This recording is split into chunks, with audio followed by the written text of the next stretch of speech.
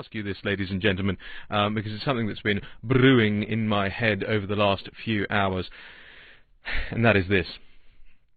You know, when you have a university officer at a university in London saying, "kill all white men," in a tweet, and effectively getting away with it, when you have people on Twitter saying things like, "all I want for Christmas is white genocide," and getting away with it, "all I want for Christmas is the extermination of white people." I'm reading out another tweet here. A lawyer saying publicly that he wants anybody charged with murdering white people freed. You see this all the time going on out there. And I am not attacking the ordinary, hard-working black person in this country or in my country.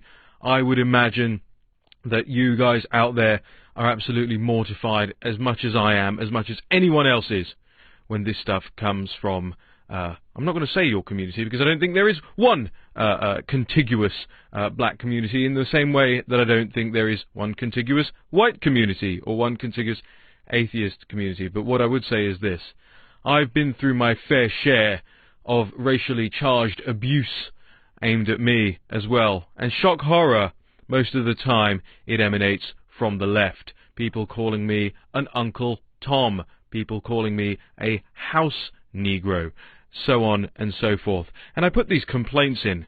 They are, ladies and gentlemen, racial slurs, much like the N-word is a racial slur, much like cracker is a racial slur. These are racially motivated slurs.